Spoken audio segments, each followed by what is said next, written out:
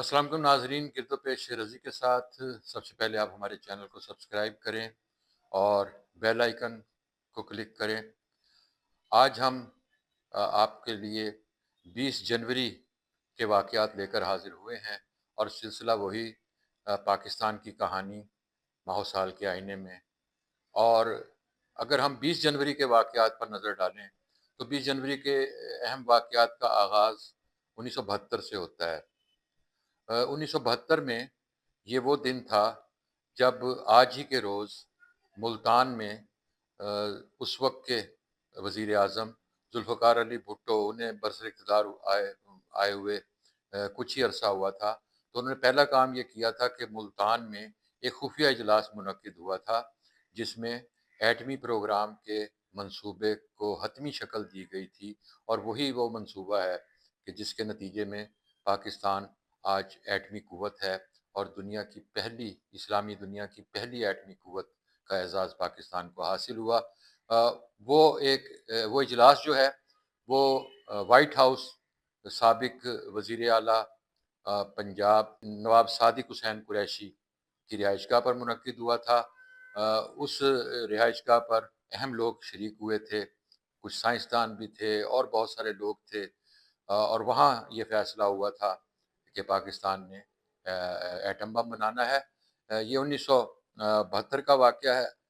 اس کے بعد ہم آتے ہیں 1983 میں، اور میجر جنرل عبدالرحمان آزاد، انہیں آزاد کشمیر کا وزیر اعظم مقرر کیا گیا تھا۔ پھر 1988 میں سوئس حکومت نے بے نظیر بھٹو کے سوئس اکاؤنٹس کا آپ نے ذکر سنا ہوگا، سوئٹزرلینڈ میں ان کے اکاؤنٹس کا، تو سوئس حکومت نے محترمہ بے نظیر بھٹو کے خلاف فوجداری مقدمہ درج کرنے کی ہدایت کی تھی۔ 1998 میں کرکٹر قاسم عمر،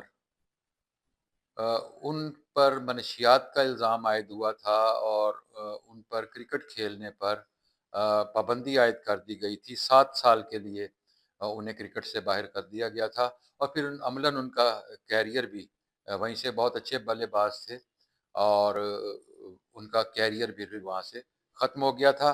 اور اس دن کی اگر وفیات پر نظر ڈالیں تو اس دن وفات پانے والی اہم شخصیات میں خان عبدالغفار خان، 1988 میں ان کا انتقال ہوا۔ باچا خان کے نام سے انہیں جانا جاتا تھا، سرخ پوش لیڈر تھے، اور ان کے پیروکار آج بھی موجود ہیں۔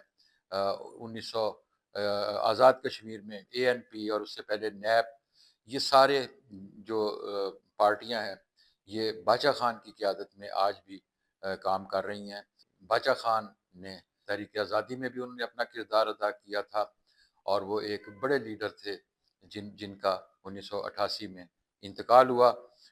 پھر مزاحیہ اداکار نظر ہیں، 1992 میں ان کا انتقال ہوا، اور پھر مسلم لیگی رہنما 1992 میں ہی مسلم لیگی رہنما یوسف بلوچ، ان کا انتقال ہوا تھا۔